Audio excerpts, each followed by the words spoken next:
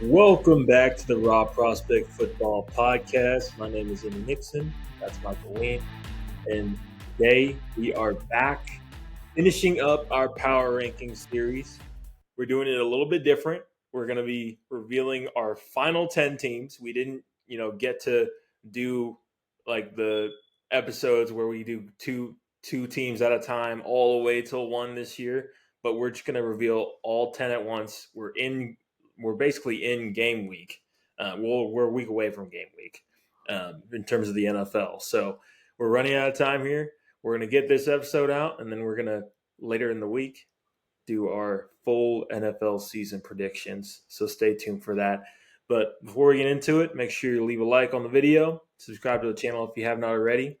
We just started our Deep in the Heart of Longhorn Sports YouTube channel, aka Dithole, if you for short, if you don't know already. I just posted 2 new videos on there as well. So check that out if you have some time. And Michael, how you doing, man? I'm good. I've been busy, but we are now entering football season officially as week 1 of college football is on the horizon. We are recording this on a Monday evening of August 25th, the year of our Lord 2025. And this Saturday, actually starting this Thursday, but this Saturday, a full slate of college football games, 12 hours on the couch. It's going to be awesome. And then next Thursday, about 10 sleeps from when we're recording this, is the NFL opener of the regular season as preseason festivities, I believe, are officially wrapped up. Yeah. So this is a great time now that we're through the preseason and we know injuries that have happened and stories that have arisen throughout the preseason to reveal what everyone's been anticipating, which is the top 10. And so that's what we're going to do today. It's going to be a shortened, abbreviated version for each team of what we have been doing. Go check out all of our other episodes that are up on the channel. But we will give you the 5 to 6 minute full breakdown of each team. We will not shortchange you guys as much as we can.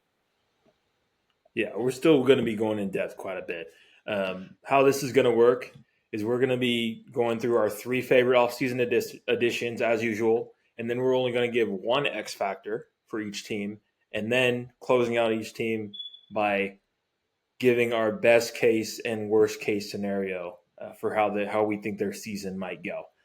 So starting off with our number 10 team, our number 10 is going to be. I'm trying to pull it up. Where is it at? It's the Denver Broncos. Yeah. It's the Denver Broncos with the AFC West. What's that? Yeah, go ahead and give your 3 off-season additions for Denver. Yeah, absolutely. So I think for number 3, I really like the addition to the backfield that they made through the draft with their selection of RJ Harvey in the 2nd round. It's viewed as kind of a risky selection with so many other quality ball carriers on the board, but he really thrived in Gus Malzahn's offense at UCF. Everyone probably remembers Gus Malzahn from his days coaching at Auburn. And this is, I think, one of the most friendly schemes for ball carriers as they rarely see stacked boxes. And so I really like that addition. For Denver, they needed some talent in that backfield. And then I kind of cheated, but I have the 2 additions that they made to their defense from the 49ers tied at number 2. They made a big addition at linebacker with the signing of Dre Greenlaw away from San Francisco. Now, he's lower on this list than the other. Like, I'd say he's 2B because he did miss all of last season after suffering a freak Achilles injury in the 49ers Super Bowl loss. But when he has been healthy, he's been one of the top linebackers in the league, and he should be able to upgrade this defense to an extent, assuming he can get back to 80-90% of that level. But there is, again, injury concern with him. And then Talanoa Hufunga at safety as well. Getting him and adding him to this already super talented secondary. Again, the concern with these two guys is they struggle to stay on the field, but if they're healthy, they can play at all pro levels. Remember, Hufanga played at an all pro level back in 2022 when he played 17 games. So I like his addition to this secondary along with Brandon Jones, PJ Locke, and the other addition, people might call me biased, but Jahdae Barron would be my number one. I think pound for pound, he's one of the best players in the draft. Bolster an already strong defense, add him to that secondary. I think he's projected to start for the Broncos. So I really like what they did this offseason. He does kind of lack ideal strength for the outside, but he's like a boa constrictor. He's one of the best at tracking the ball and dislodging the ball from the hands of the receiver or whoever it might be that he's guarding at the time, and knocking the ball loose. He's got really good ball skills. He proved he's a playmaker, kind of an all-around player last year at Texas, and he's got all the versatility in the world. So I imagine they'll be moving him around in this defense. This has the chance to be, I think, maybe the best defense in football this year. Yeah, definitely. I went a little bit in a little bit of a different direction with my three. At number three, I had Pat Bryant, their third round pick from this year. He's measured in at like 6'2", 204, but he plays stronger than what those measurables would indicate. He's your classic like jump ball winner type of receiver, kind of almost in a Cortland Sutton type of mold, just a little bit smaller. But I think he'll have a really successful NFL career. Whether he's like a huge part of this offense from the get go, not sure. But I think he'll eventually carve his way into a role on this offense. And then at number two, I had Evan Ingram. I think it's a really interesting fit with Evan Ingram in this offense because he's not really going to be playing like a tight end, like a traditional tight end role on this team. It's going to be more of like a slot wide receiver almost, and kind of moving around, kind of in that like Z wide receiver spot, kind of, and playing like not really playing much inline tight end because we know he's not really the best blocker in the world. But clearly, Sean Payton wants Evan Ingram to be in that Jimmy Graham type of role, which I think is kind of perfect for him, to be honest. And I think he can really thrive in that role. He's a guy that I've been targeting in fantasy football. I think he's going to be extremely productive. And then at number one, I went with Jahdae Barron. I mean, pretty self-explanatory. I think he just completes this defense. Above all else, like it removed this like him as a player out of it. Like the fact that you're adding in like a round one level nickel slash safety slash outside corner into this defense that already has Pat Surtain, already has Riley Moss, who's a really good corner in his own right. Jaquan McMillan, who was a really good slot corner last year. This secondary all of a sudden is extremely deep and extremely talented. Can withstand injuries. And I mean, like you said, it's going to be one of the best defenses in football. Yeah, so I've got a couple X factors really quickly for the Broncos. The 2024 version of the Broncos outperformed my expectations. but it didn't really come in the way that I was expecting. The scary part is it could have been even better. And that's why I think this Broncos team has much loftier expectations out in the betting markets. Some pundits actually picking this team to reach up and grab this division. The 2024 Broncos were expected to win 5.5 games. That has jumped to 9.5 this year. One of the biggest reasons for that is they went 1-6 in one score games last year, winning just 14% of one score games. The only team that was worse in one score games last year was the New York Giants, who were 1-8. And so I think with another year of growth from some of the young players on this team, specifically Bo Nix as a second-year quarterback who had a really solid rookie campaign, improved as the season progressed, likely to improve again this season as well to some extent. I think if the Broncos can pull out a couple more of these close games this year, they are sure to go over their projected win total of 9.5. And then number two for me would be the talent they added to this running game. Running game left a lot to be desired at times last year. Javonte Williams is now gone, and they replaced him with both RJ Harvey, who I mentioned earlier, and J.K. Dobbins. I think that duo is going to be very important running behind an offensive line that was first in ESPN's run block win rate last season. And so I think those new additions, that talent injection should help this running game improve. Yeah, definitely. The run game was sneakily a weakness for this team. Bo Nix obviously added to the run game a little bit with his athleticism, but in terms of the running back room, Jaleel McLaughlin did what he could, but I think he's more of a supplemental piece as kind of a at best kind of a 50-50 type of running back situation.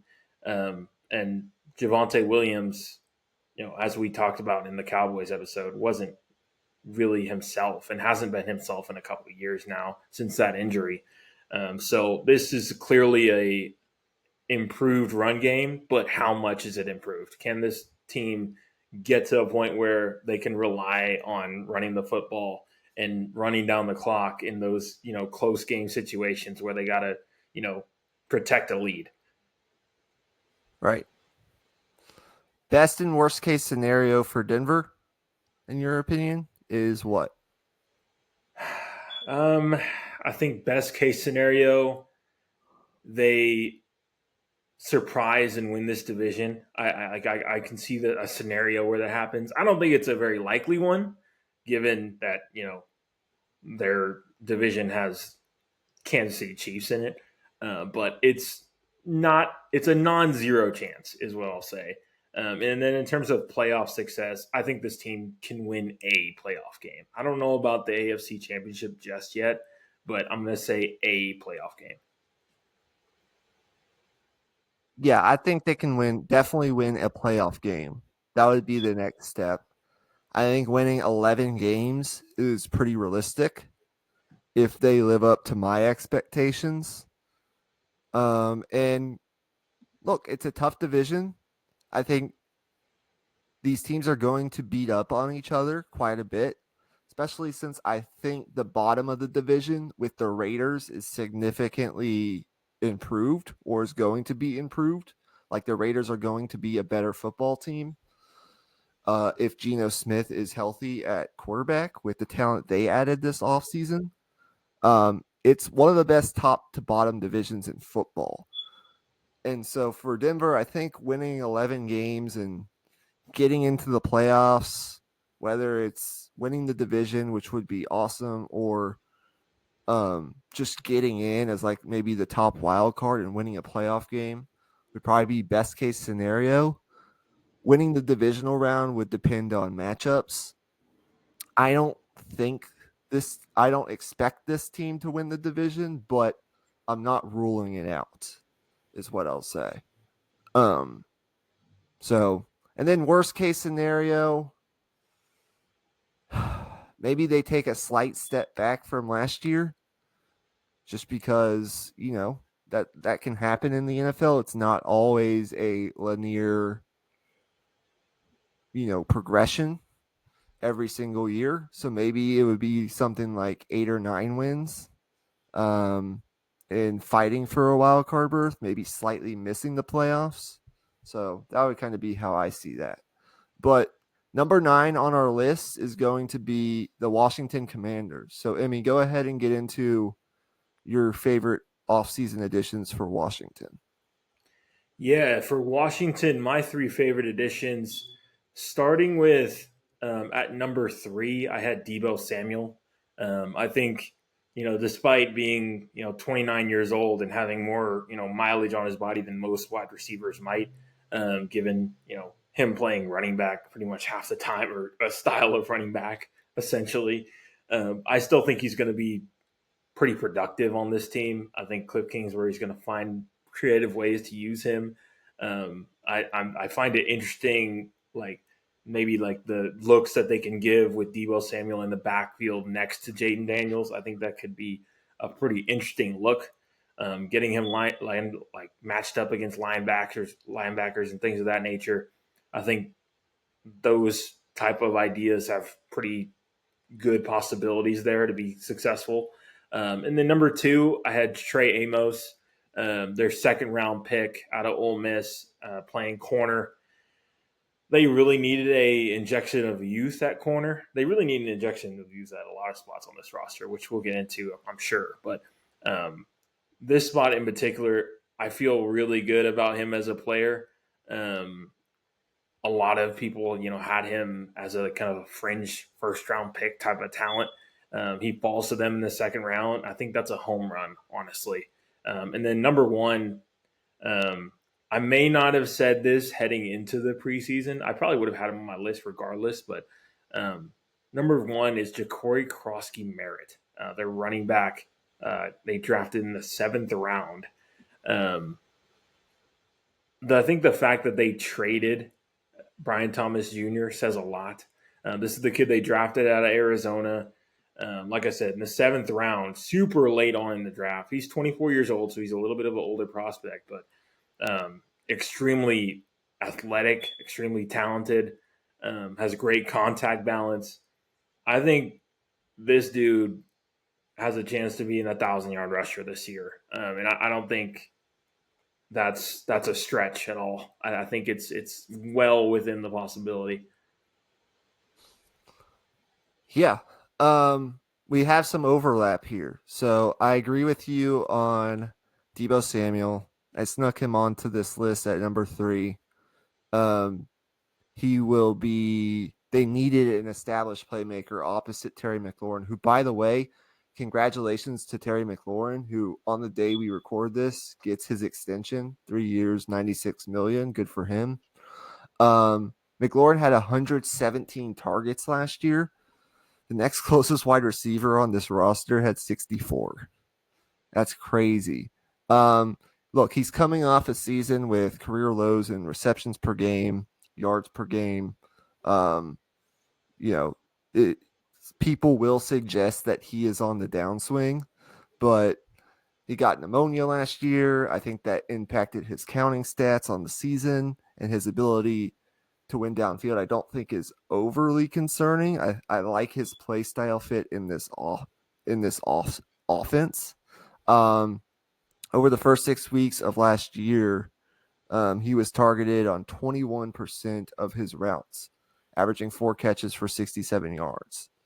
And then after his pneumonia incident, after his sickness, I should say, those numbers significantly dropped. So assuming he's back healthy and can stay on the football field, he will be an important playmaker for them because of his versatility. I'm sure Washington has been studying how he was used in San Francisco in a variety of ways. And then number 2 would be Trey Amos from Ole Miss, who they picked in the 2nd round. Ideal ball hawk traits. He fits into a Dan Quinn defense, I think, pretty perfectly. He's going to be given a chance to start opposite Marshawn Lattimore as an outside corner. And that will give the opportunity for Mike Sainristil, the rookie from last year from Michigan, to move inside to the nickel, which I really like for this secondary. I think it has a nice ripple down effect there. And so I really like that addition. And then number one, I had Laramie Tunsil added to start at left tackle. And I think the rookie Josh Carnley will be given an opportunity to compete with Brandon Coleman and Andrew Wiley at right tackle. And then the loser of that competition might have an opportunity to start at another position. They added some depth and some versatility on the offensive line, which I like. But specifically, like getting Laramie Tunsil in that trade with Houston, who was by far Houston's best offensive lineman last year. I like adding a franchise, left tackle in any situation. So those would be my three, but I don't necessarily disagree with you on um, your number one, the running back, Corey Krosky Merritt in the 7th round. That was a very valuable selection because I think he has I'd kind of compare him to like an Austin Eckler in a way. He's got kind of that skill set. Um, and, they have Austin Eckler on this roster, if I'm not mistaken.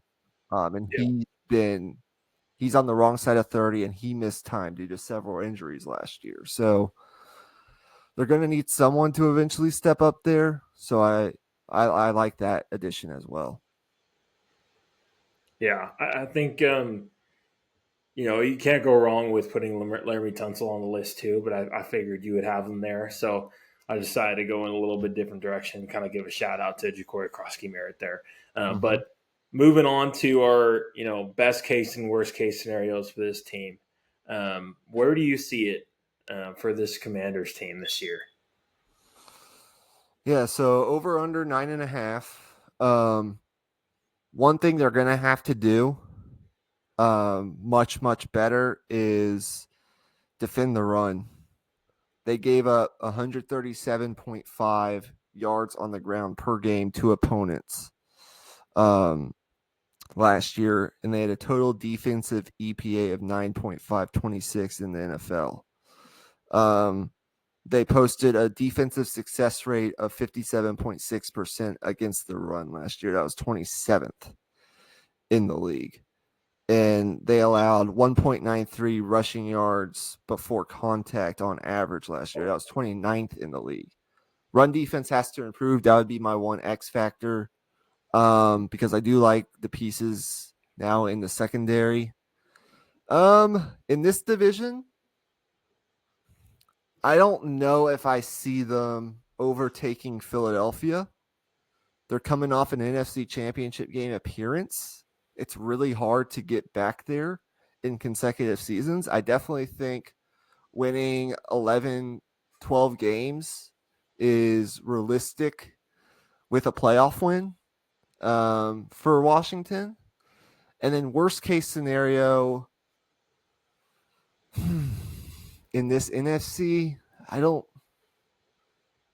have to look at their schedule to see what the worst case scenario would be. Do you know if their schedule's pretty tough? Because I think they're going to win at least 7-8 games. I don't really see them winning any less than that. What do you think? Yeah, from what I've seen, it looks like their schedule is pretty middle of the pack. I don't have it in front of me right now, but I think them, their floor really depends on whether some of these veterans, particularly on defense, stay healthy. Like they bring in Von Miller, they bring in Jonathan Jones, like from New England. They bring in like Dietrich Wise from New England as well. Obviously, they have Deron Payne still there as well. I think some of those vets on defense, and it's an interesting style of roster right now, just because there's basically a bunch of veterans and a bunch of first and second year players on this roster. It feels like, and not a whole lot of in between. You got Bobby Wagner, Marshawn Lattimore, a bunch of guys that have been there and done that in terms of deep playoff runs.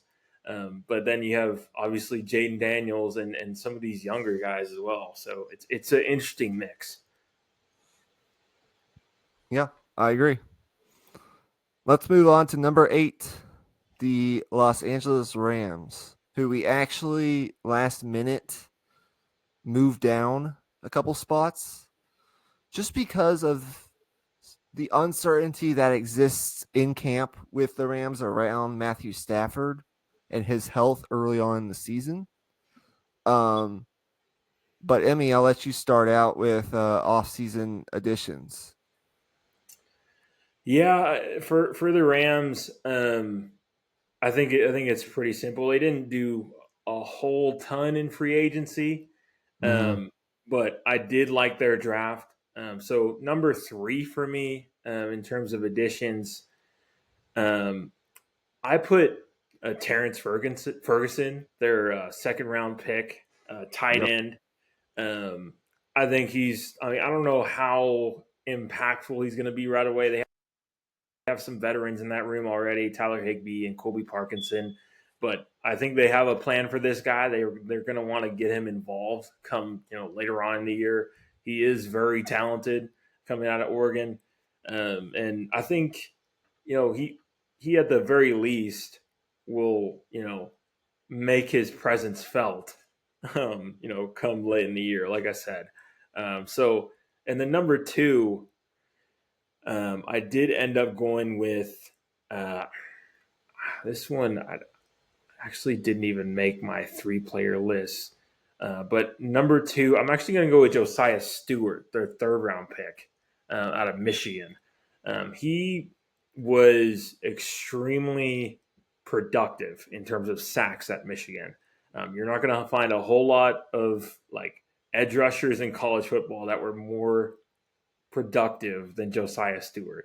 The question with him is whether his level of athleticism can, with his, I guess, I wouldn't say lower level athleticism, but I would say average athleticism, whether that production is transferable to the NFL. I think it is because, I think with his motor and I think he has a certain craftiness about him in terms of pass rush ability. And I think some of those things will transfer over, but I still think he will be a productive player in the NFL. And then at number 1, I did put Devontae Adams just because I think his importance in this receiving core is going to be felt, given that they lost Cooper Kupp. He's going to be the kind of elder statesman in that room. And we know that Matthew Stafford likes to feed his guys. So being able to have that, whether no matter how you slice it, number 2 or, number 1, I would say he's probably number 2 behind Puka Nacua. But having that guy next to Puka Nacua will help Puka stay healthy, which is a big deal. He's had injury problems in the past. So I think that will help things for sure. And also it'll put less pressure on a guy like Jordan Whittington and, Tutu Atwell to be, super productive because, Tutu has had his moments here and there, has never really been that consistent. And then Jordan Whittington, he's had his moments as well in the past couple of years, or last year rather.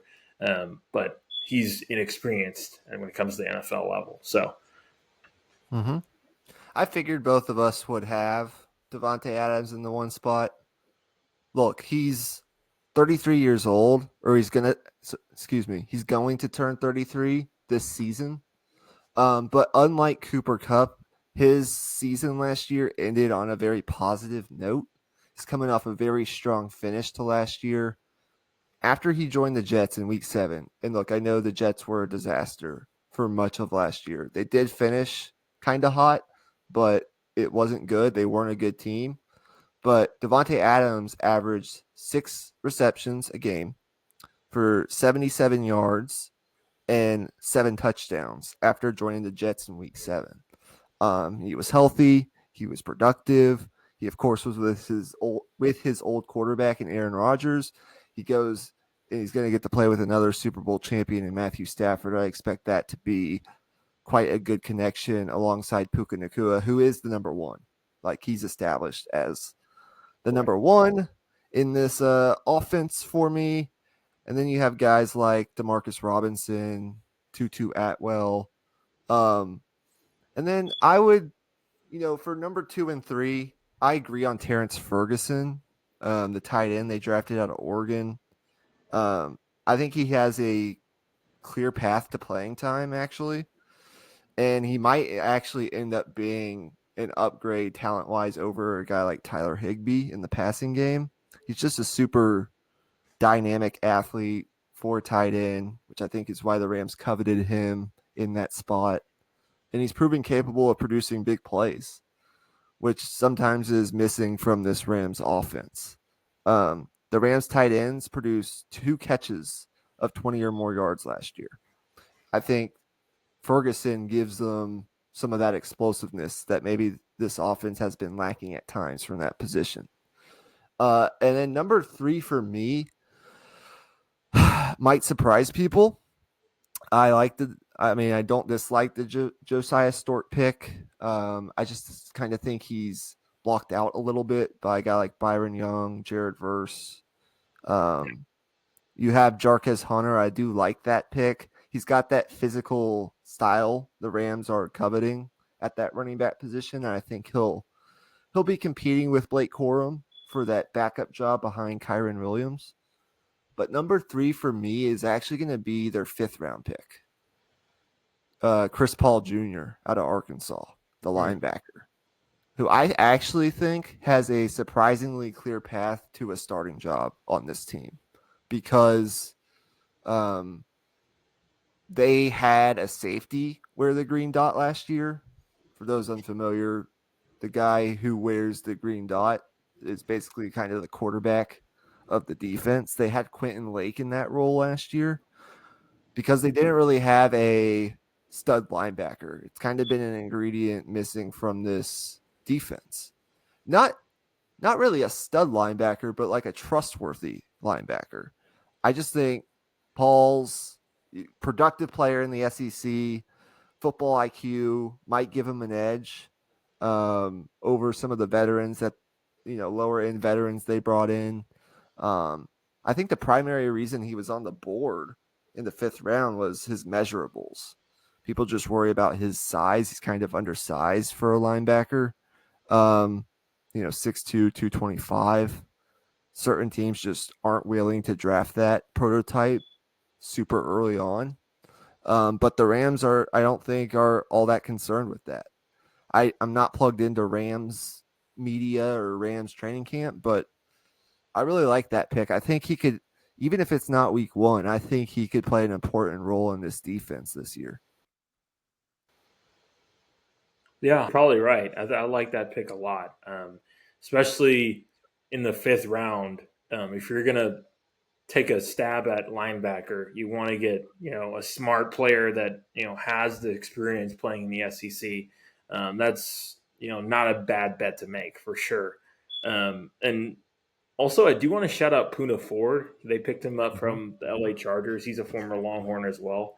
I think he could make an interesting impact on this team as kind of just their rotational nose tackle on early downs as well. But yeah, this team is if they have a healthy Matt Stafford, they're set to make a Super Bowl run. It's just if, that's a big if at this point. Really quick, 2 X factors for me. Outside of just like health of Matthew Stafford, which we're the reason they're in the top 10 is we're assuming Stafford's healthy. Didn't run the football well last year. 3.9 yards per rush. 31st in the league. Struggled gaining yards after contact. 28th after the runner was touched last year. Run game can be better. And number 2, they didn't create a lot of explosive plays in the passing game. They were an efficient passing game. They were a really efficient offense, but they only broke gains of 20 yards or more on 5.2% of offensive plays last year, the league's 10th lowest rate. And that was just 1.1% higher than the 32nd ranked Cleveland Browns. So they need to find more explosive plays in the passing game. And that's why I think all these small additions that they've made could help in that way. That's why I think they went after Terrence Ferguson in the second round. He's a guy who could help them in that department. Yeah, definitely. Okay, best and worst case scenario. What do you think? Over under 9.5. Yikes. Yeah, Best case, I'm gonna say, is winning 11 games. I think San Francisco is going to be better. I don't know how good they're going to be. They have a wide range of outcomes, as we discussed on an episode that either is up now or should come out in the next couple days, as they were 12 on our list. And I think Seattle, I wouldn't want to be sleeping on Seattle. We already talked about them in this countdown, but I wouldn't sleep on that team. I think this division is pretty tough. I think Arizona could be vying for a wild card spot. And I do worry a little bit about how much improvement is going to take place on defense, and also like the health of the quarterback position, a 37-year-old, and Matthew Stafford. I'll say 11 wins is their best case scenario, winning a playoff game. Worst case scenario is Stafford can't really stay healthy. The back issue continues to nag him. He's got other bumps and bruises associated with play. The defense doesn't really improve all that much. They can't really run the football. And I mean, if things go awry, would it surprise me in this division if they ended up winning like 6 or 7 games? No, it really wouldn't. Do you disagree with that? no, I don't disagree. I think in terms of a ceiling, I could definitely see this team having like a ceiling of a top 2 seed in the NFC for sure. I could honestly see this defensive line leading the league in sacks, if I'm being completely honest. Jared Verse taking a step in year 2 is a real possibility. Brayton Fisk as well taking a step in year 2. Byron Young has been around is going into his 3rd year now. Same with Kobe Turner. So that defensive line is young, extremely athletic, extremely talented. They added Josiah Stewart as well, as I mentioned. That's a group that I really like. I think this defense could be very much improved depending on what the secondary ends up being. Yeah, I agree. All right. Number 7 on our list is Tampa Bay. And so for me, I'll go ahead and start us off here. The Buccaneers had a really strong draft. They didn't do a whole lot in free agency. They did add Hassan Reddick, but that was like their most notable addition in free agency. My number 1 for Tampa Bay was the selection of Emeka Egbuka in the first round. Saw his majority of play at Ohio State last year in the slot, but he's got a really versatile skill set. Likely going to play a role similar to Chris Godwin. I could see him playing both the outside and the slot. Over his final 2 years at Ohio State, just super productive, got really reliable hands, crisp route technique. I loved Emeka Egbuka as an option for the Steelers in the draft. And he goes to Tampa Bay. Another weapon for Baker. Number 2 for me would have to be Benjamin Morrison, their second round pick, who I mean, look, he was viewed as a first-round talent prior to suffering a hip injury that ended his season last year. But when he was healthy, he was amongst the most dominant corners in America. He's got production at Notre Dame before that injury that I really like. Final 2 seasons with the Irish, he played a lot of man coverage. He's just a really good football player. So I don't know like how that's going to work out and where he kind of fits in their secondary. He's likely going to compete with Zion McCollum for a starting job. McCollum's a guy who's in the final year of his contract, so he could get some playing time very early on. We'll see. And then number 3, I mean, you could go a lot of different routes with number 3. I don't really, to be honest with you, have a number 3, but I guess just for the heck of it, I'll go ahead and say Hassan Reddick. He's a talented player. He's coming off kind of a lost season where he held out to start the year. It was kind of a disaster. 1 sack across 10 games in a not so great situation with the Jets. But when he was in a stable situation back in 2023, he showed how productive he can be. But, logging 11 sacks, 19 or 15.9% pressure rate. He's just another like piece for this defense that I like. You take a small shot adding him. He'll add a little bit to this defense that already finished 5th in pressure rate last year. So it's not like they needed pass rushers. They were really good at creating pressure last year, but maybe Reddick can return to being a productive player this year. We'll see. Yeah, that's going to be a big one for sure. For me, it was very similar. I had Hassan Reddick at number 3, then Tez Johnson, their 7th round pick at number 2. Cool. He's had a really good camp in preseason, making this roster. And then number 1, Emeka Egbuka out of Ohio State. Didn't do a whole ton this offseason. To me, it was more so about re-signing the guys that they had. They re-signed Levante David. Of course, they're going to get Antoine Winfield Jr. back from injury as well. So they're going to be, getting guys back healthy. But to me, the biggest thing they did in the offseason was re-signing Levante David, in my opinion, because they didn't really have any type of backup plan if they lost him to free agency. Yeah, I agree. My X factor for Tampa Bay is I think this passing game is loaded with talent, but how significant is the loss of Liam Cohen going to be? Does that potentially signal a slight regression for this offense this year?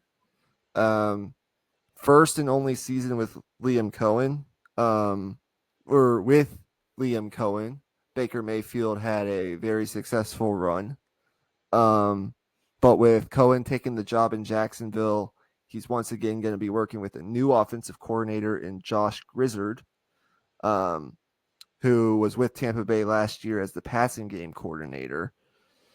And the hope is that he still incorporates the components that led to success last year. But there could be some fragility and efficiency regression. On top of that, Baker Mayfield actually kind of ran a lot last year. He made plays with his legs. I'm just interested to see what it looks like. Because this is Baker Mayfield's 9th different offensive coordinator in his career. And so what does this offense look like with a new coordinator? I assume there will be a lot of the same stuff potentially, as Grizzard was already on this coaching staff last year under Cohen. But I'm interested to see what this passing game looks like with a new coordinator. Right. Yeah, exactly. For me, the X factor that I have for this team is just how good can this defense be? I personally really like where this secondary is at right now. It just really comes down to they don't have a whole ton of proven depth behind their starters. I really liked their pick of Tyke Smith last year. He had a really solid rookie season at safety. Anton Winfield, I mentioned, they're getting him back from injury. Of course, they have Zion McCollum as well, a guy that they drafted with insane traits in the 5th round in 2022, and he's turned into a really good player. There's a chance he, breaks out even more and becomes one of the better corners in the entire NFL this year. So just in general, I think this defense has a chance to be, taking a step forward. But just how much of a step forward can they really make? Because one of the kind of hidden storylines behind this coaching staff is the fact that Todd Bowles, as a head coach, has yet to, have a elite defense under his tutelage as a head coach. As a defensive coordinator, where he can just focus on the defense, he's had plenty of great defenses. But as a head coach, they've, hovered around mediocre. And that's been for a variety of different reasons. That's, been some portion of it, obviously, has been because of roster limitations, but that's also a question mark. Yeah. So best case, worst case scenario for Tampa, what do you think that is? I think given the hot and cold nature of, I wouldn't even say cold. I think just given the streaky nature of Baker Mayfield, I think if he gets on a hot streak heading into January, this team is going to be tough to beat. And I think that goes for just against anybody. Now they may not be as deep as the Eagles, or as talented as the Eagles necessarily, but I think they can hang just simply off the fact that this offense is going to be potent, just with the sheer amount of weapons that they have. So I think I'm not going to say that this team is going to go out there and win a Super Bowl, but is it completely out of the question that this team could win the conference? I don't think it is. I don't think it's completely out of the question, no. Yeah, I have to agree with that. I don't really have all that much to add to that. I have them as close to a lock as you can get for winning this division. There could be some competition here, but they've just been really consistent in doing that. I definitely think if the defense lives up to the hype and the passing game continues to be really good and Baker's playing at a top 10 quarterback level like he has the past 2 years, an NFC championship game, if the ball bounces their way, is definitely in the cards. But I definitely see the Buccaneers in the playoffs, hosting a playoff game, winning a playoff game. Then beyond that, it just will depend on what their matchup is, where they're playing, things of that nature. Yeah. Emmy, we're creeping up on the 50-minute mark, and we're on to team number 6. So I just want to gauge where you're at. We can get through number 6 and stop and do 5 through 1 in a separate video, or we can just bulldoze this thing. What do you want to do? I think we get through number 6 and stop. But I'm honestly not opposed to recording it all tonight, just in a separate podcast. Okay. Sounds good to me. So number 6 for us is going to be the Houston Texans. So Emmy, I'll start with you on this one. Who are your 3 favorite offseason additions? Well, for the Texans, I think, let's see, I'm trying to get it in front of me here. Sorry. I have the Our Lads depth chart pulled up. I think it's pretty simple for the Texans. I really liked the draft that they had. They added well, they made a bunch of changes to their offensive line. I don't know about added. They lost some pieces as well as added, but they brought some youth in. They brought different options in for this unit, just in general, because they just really needed a shakeup there, and I kind of give them credit for pulling the trigger on that and really shaking things up. But in terms of offseason additions, I think at number 3, go with Ariante Ursary, their second round pick out of Minnesota. I think with what he's shown in the preseason, it's been overwhelmingly positive, in my opinion. I think his pass protection tape is pretty solid, and I think he has a relatively high ceiling as well. Like I think for this unit to be much improved in terms of the offensive line, I think he's going to be a big part of that, given that he's replacing Laramie Tunsil, a guy that they traded. I think this unit, as like entirely like that offensive line has a chance to be very much improved, but he's the key to it. And he's kind of simultaneously one of my favorite additions while also being an X factor / wild card as well. And then number two and number 1 are those two wide receivers from Iowa State, Jalen Noel and Jaden Higgins. I think those two guys are studs. They were, as soon as the Texans picked both of those guys up, it was just like, wow, they got both of them. That's very interesting. Jaden Higgins in particular, he isn't redundant with Nico Collins, but he definitely has a very similar type of skill set, kind of coming across the middle on those dig routes. A big body that can make tough catches across the middle isn't going to wow you with a ton of separation in terms of speed and crafty route running as of right now, but he's going to be able to make those tough catches if you put it up for him. And CJ Stroud is going to be able to do that. I have no doubt about it. And Jalen Noel, in that slot wide receiver position, he's going to be probably behind Christian Kirk or rotating with Christian Kirk at first. But I think by the time, come season's end, he's going to be firmly in that, slot wide receiver spot. And then all of a sudden, you're going to have a trio of Nico Collins, Jaden Higgins, and Jalen Noel, 2 guys that are going to be on their rookie deals, not being paid yet, that I think could become perennial 1,000-yard wide receivers. There's only so many yards to go around in the offense, so maybe not 1,000 yards every single year, but that's the type of talent that these guys have. Yeah. Very similar list for me. I'll be brief with this. Number 3, I put Christian Kirk. I think it's very realistic to expect Kirk to come in and kind of be a proxy to what Stephon Diggs was for this offense in the slot. I think he can fill that role pretty easily. They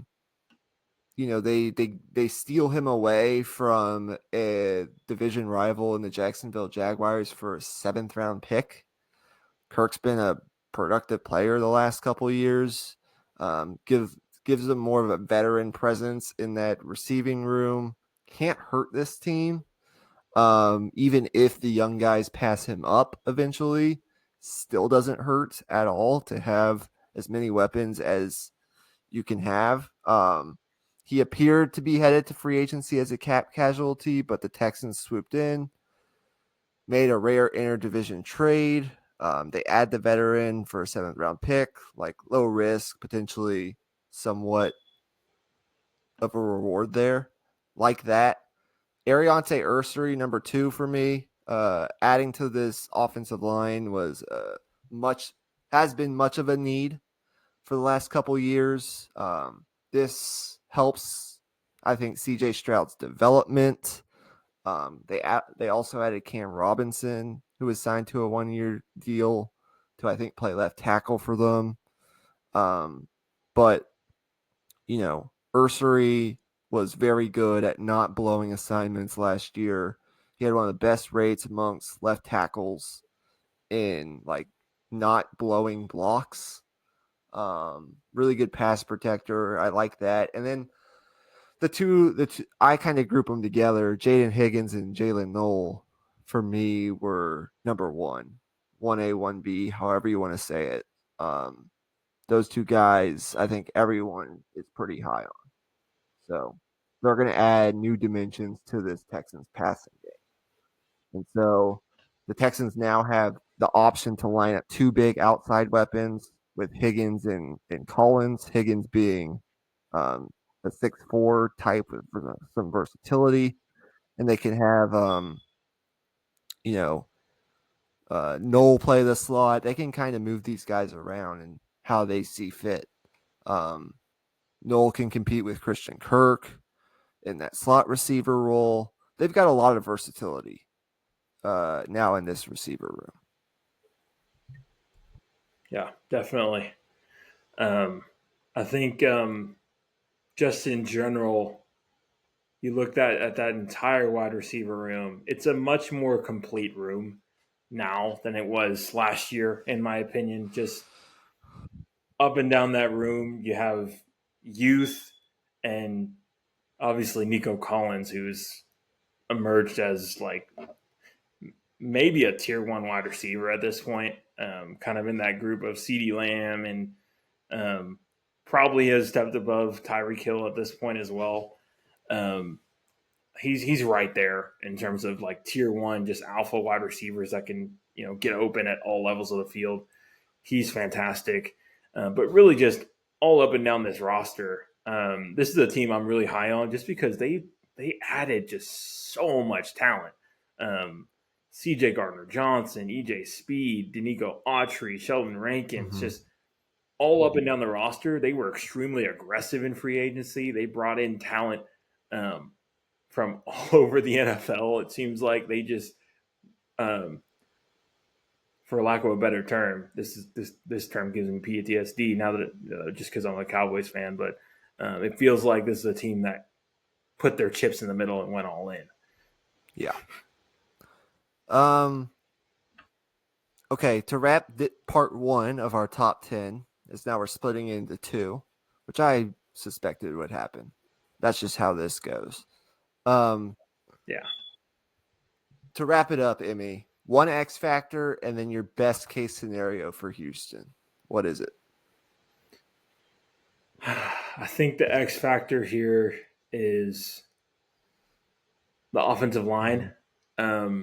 That's really what it has been every year for this team. I think they're in a much better spot this year than they were last year, just with the amount of options like that they can throw in there. But they got to find their best 5 in a unit. I mean, even like their second round pick last year, Blake Fisher, is he going to find a role?